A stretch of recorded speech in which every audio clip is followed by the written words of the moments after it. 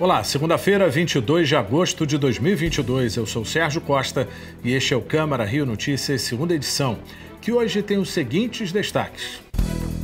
Condições estruturais de escolas e creches da rede municipal do Rio são tema de audiência pública da Comissão de Educação.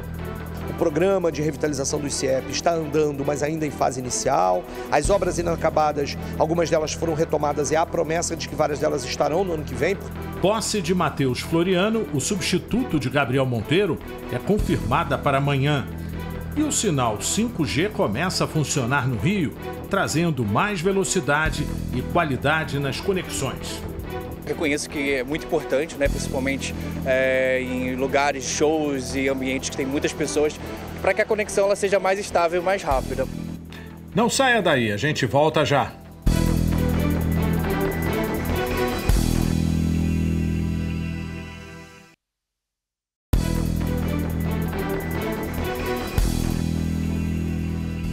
A gente começa essa edição falando da audiência pública promovida pela Comissão de Educação da Câmara Municipal do Rio.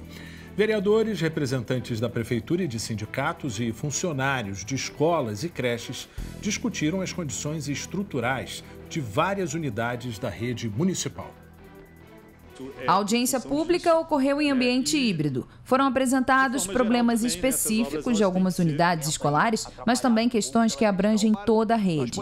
A Comissão Permanente de Educação convidou representantes da Secretaria Municipal, do Sindicato, dos profissionais de educação, além, é claro, de responsáveis por alunos, para discutir as condições físicas das escolas e creches da cidade. Por exemplo, a gente tem a Escola Municipal Finlândia, na 7ª CRE, que a gente sabe que as salas de aula são pequenas, são mal ventiladas, não tem quadra de educação física, o refeitório é pequeno, mas é uma escola de turno único. Então, qual é a estrutura de fato que essa escola tem para ser uma escola de turno único?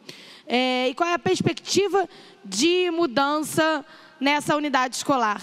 De acordo com os participantes, muitas vezes aparelhos de ar-condicionado são entregues nas unidades, mas com sistemas elétricos antigos que não suportam a carga exigida pelos equipamentos. Algumas salas de aula continuam sem climatização. A verba para manutenção e prevenção aumentou no último ano. Mesmo assim, a Secretaria Municipal de Educação ainda enfrenta desafios estruturais na rede. Nós estamos trabalhando em algo que fazia muito falta até agora, que é também um diagnóstico sistematizado, Então, nós criamos uma rotina, um aplicativo, treinamos equipes da regional.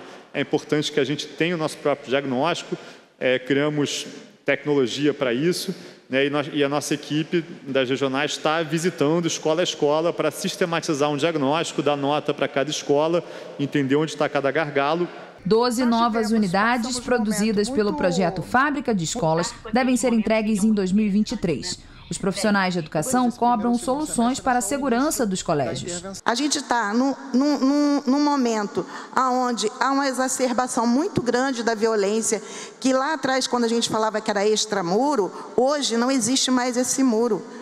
A violência está dentro das escolas. Nós conseguimos algumas respostas. O programa de revitalização do CIEP está andando, mas ainda em fase inicial. As obras inacabadas, algumas delas foram retomadas e há promessa de que várias delas estarão no ano que vem, portanto, conquista dessas comunidades escolares.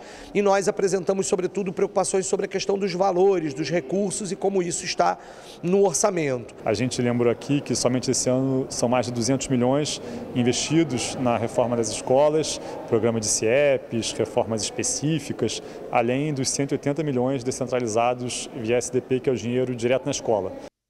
Confira agora algumas das atividades previstas para esta semana no Parlamento Carioca. Amanhã, às 10 da manhã, acontece uma audiência pública conjunta das Comissões de Assuntos Urbanos e de Meio Ambiente para discutir o projeto de lei complementar que prevê a criação do Parque Municipal de Inhoaíba. Às 6h30 da noite, a Câmara do Rio entrega a moção de reconhecimento e aplauso para a artista Camila Camilo, criadora da exposição Mulheres do Tijolinho, que vai ocupar o saguão do Palácio Pedro Ernesto. Na quarta-feira, a Comissão Especial do Plano Diretor realiza mais uma audiência pública territorial, desta vez na área de planejamento 5.2, em Campo Grande. O encontro começa às 6h30 da noite no auditório do Sindicato dos Professores. Também às 6h30 da noite, 7 médicos recebem a medalha Pedro Ernesto e o título de cidadão honorário no plenário da sede do Legislativo Carioca. Na quinta-feira, a Comissão de Higiene, Saúde Pública e Bem-Estar Social realiza audiência pública para discutir as dificuldades na liberação de ambulâncias do SAMU na cidade do Rio de Janeiro. Vai ser às 10 horas da manhã em ambiente virtual. Às 6 da noite, acontece no auditório um seminário em homenagem ao Dia Internacional da Mulher Negra, Latino-Americana e Caribenha. Às 6h30, o deputado federal Jorge Braz recebe o título de cidadão honorário do município do Rio de Janeiro.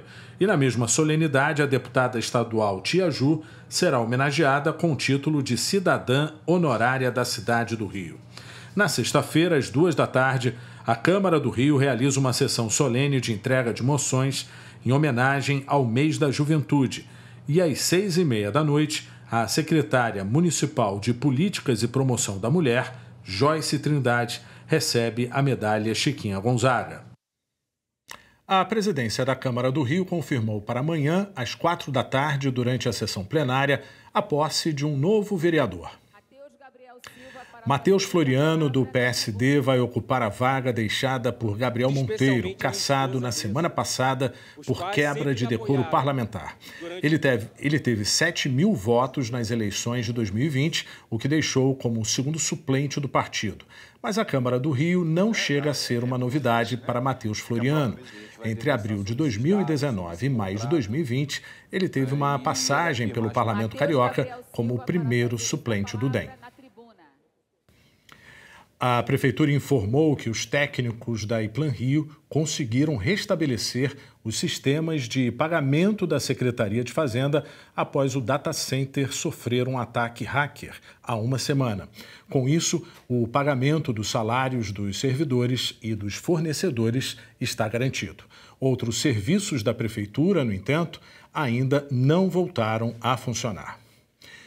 E você quer saber mais detalhes sobre leis aprovadas na Câmara do Rio? Confira o quadro Virou Lei, tá valendo, exibido às segundas-feiras aqui na segunda edição do Câmara Rio Notícias.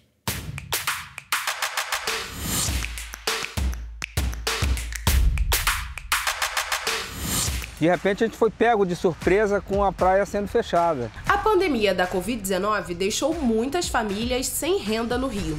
Mas para tentar diminuir o problema, a Câmara aprovou uma ajuda financeira para famílias vulneráveis.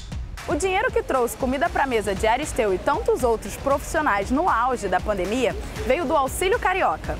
É o que a gente vai ver agora na série Virou Lei, tá valendo.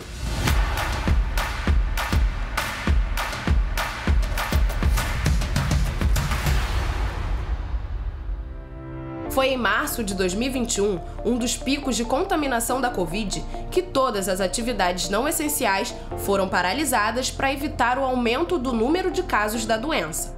As ruas e o comércio ficaram vazios. O Aristeu tem uma barraca na praia de Copacabana há 40 anos. Ele perdeu a única fonte de renda da família.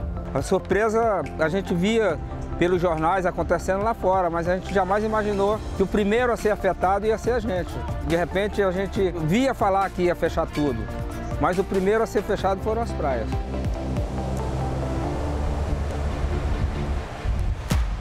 Enquanto o comércio fechava, a Câmara do Rio aprovou em 2 sessões extraordinárias o decreto que autorizou a doação de 30 milhões de reais do Fundo Especial da Câmara.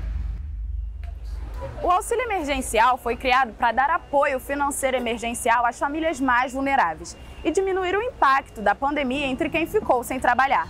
Quando esse dinheiro chegou, faltava para tudo. Quer dizer, a gente não houve uma foi realmente para socorrer o que já estava faltando ali. O valor total do programa foi de 100 milhões de reais. 70 milhões saíram do caixa da Prefeitura, além dos 30 milhões doados pelos vereadores.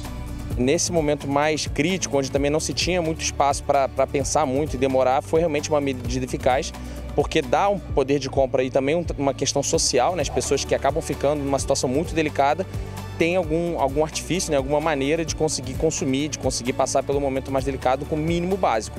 O auxílio foi oferecido às famílias em situação de pobreza e extrema pobreza, aos cadastrados no cartão Família Carioca, aos alunos matriculados na rede municipal e aos ambulantes. Os valores foram diferentes para cada grupo, de R$ 108,50 para estudantes até R$ 1.000 em 2 parcelas de R$ 500 para ambulantes. É de responsabilidade da Câmara de Vereadores a fiscalização de todos os gastos do programa. E como esse auxílio impactou a economia da cidade do Rio de Janeiro? A quantidade de dinheiro injetado na economia por causa desses auxílios também é muito grande, e esse é um tipo de auxílio que ele não é utilizado para poupança. As pessoas recebem esse dinheiro porque estão muito necessitadas e acabam consumindo. Então você acaba fazendo a roda da economia girar um pouco, até a demanda que estava um pouco mais fraca também acaba sendo favorecida com esse aumento de recursos, aí, o poder de compra maior da população.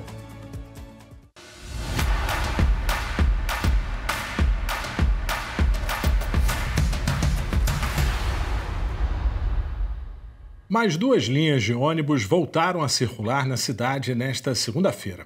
A linha 669 voltou a fazer a ligação entre a Pavuna e o Meia, via Costa Barros. A outra, 825, Campo Grande Jesuítas. E desde o 1º de junho, 47 linhas que tinham desaparecido durante a pandemia retornaram às ruas. E você vai ver no próximo bloco. No primeiro dia de funcionamento do sinal 5G no Rio, muitos cariocas não conseguem acessar a nova tecnologia.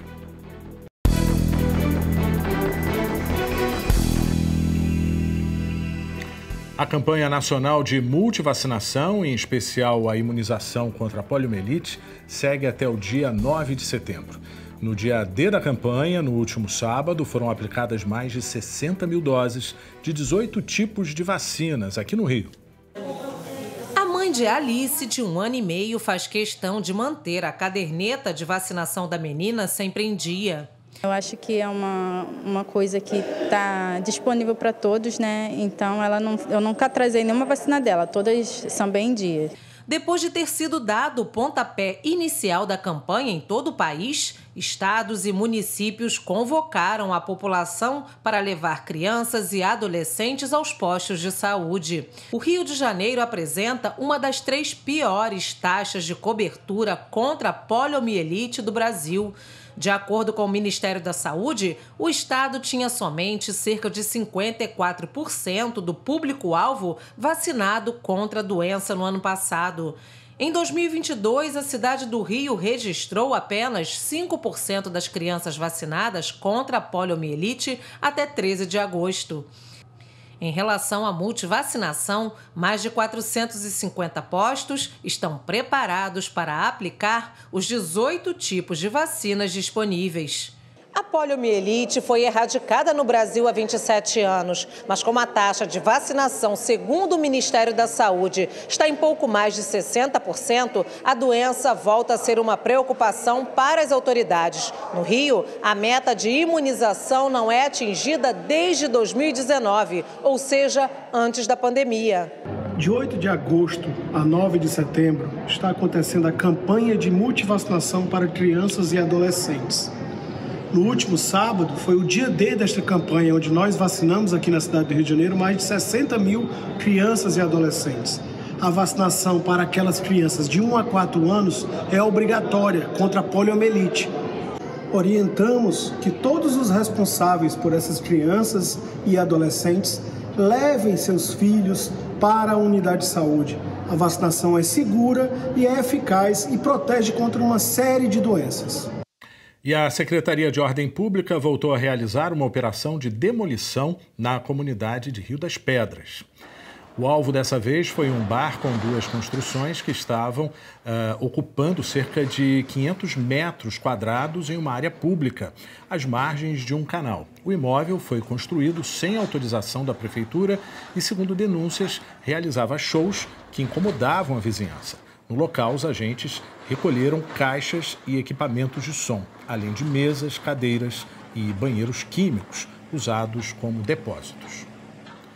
O sinal 5G de telefonia móvel chegou nesta segunda-feira à cidade do Rio de Janeiro, mas nem todo mundo conseguiu aproveitar a nova tecnologia nesse primeiro dia de funcionamento. O carioca reconhece a importância da novidade, mas ainda tem algumas dúvidas sobre a utilização do 5G. Rede mais rápida e com muito mais benefícios. A 5ª geração de internet móvel trafega numa nova frequência, o que a diferencia do 4G e de outras tecnologias já existentes. Com a nova rede, a transmissão de dados alcançará velocidades entre 20 e 50 vezes maiores, além de permitir a conectividade de um maior número de dispositivos. Eu reconheço que é muito importante, principalmente em lugares, shows e ambientes que tem muitas pessoas, para que a conexão ela seja mais estável e mais rápida. Dependendo da área que você está, quando muitas pessoas se conectam, entre aspas, numa mesma antena, aquela velocidade ela vai caindo. Geralmente isso acontece, por exemplo, em praias do interior, que tem poucas antenas para distribuir o sinal. Então, as pessoas, final de semana, lota mais a praia, você nota que a conexão vai perdendo a velocidade. Então, com a chegada do 5G, esses equipamentos serão outros. Eles vão passar a receber 50 a 100 vezes mais pessoas conectadas no mesmo grupo de equipamentos. Para utilizar a nova tecnologia, o consumidor precisa verificar se possui o acesso no celular e conferir o plano da operadora. Para alguns, também será necessária a troca do chip. No primeiro dia de funcionamento do 5G, muitos cariocas não tinham celulares adaptados à nova tecnologia. Mesmo assim, eles reconhecem a importância da chegada ao Rio da 5ª geração de internet móvel. Ainda não apareceu no meu telefone, não, mas tenho duas operadoras, trabalho com 2 operadoras, mas ainda não tem, mas estou bem ansiosa, Eu acho que vai ser bem legal. Não possuo 5G, queria saber mais sobre o 5G, Tem celulares que já possuem o 5G, mas o meu ainda não possui, infelizmente. Eu não aprendi nada sobre isso ainda, não sei. Até agora meu celular está no 4G normalmente. Uma das antenas da rede móvel 5G está instalada aqui na Rua do Acre. O centro é uma das 6 áreas da cidade com alcance para o sinal 5G. Os outros bairros são Copacabana, Tijuca, Leblon, Barra da Tijuca e Jacarepaguá. Além de trazer mais velocidade nas atividades diretas do dia a dia, a nova internet móvel será muito importante em serviços consumidos indiretamente. Utilizando o 5G, eu consigo controlar uma máquina agrícola, que faz, por exemplo, a colheita de trigo, soja, enfim, e de um lugar muito distante mesmo, milhares de quilômetros, em tempo real. E isso daí faz com que, por exemplo, o produtor ele tenha uma maior produtividade, menor custo, e esse menor custo ele repassa para a sociedade. Então, imagina, você vai conseguir comprar produtos para colocar na tua mesa pagando menos, porque o 5G possibilita com que ele tenha profissionais de qualquer parte do mundo para atuar ali, aumente de fato a sua produtividade, colocando internet das coisas, sensores, industrializando mais ainda aquela produção dele. Então isso é muito bacana e só traz benefício para a sociedade e não tem volta. E o Câmara Rio Notícias fica por aqui. Acompanhe o que acontece no Legislativo Carioca em câmara.rio e nas nossas redes sociais em @CâmaraRio. O conteúdo da nossa programação também está disponível em podcasts que você pode escutar na sua plataforma de áudio preferida. A seguir, você assiste ao programa Se Liga na Câmara. Obrigado pela companhia e até amanhã.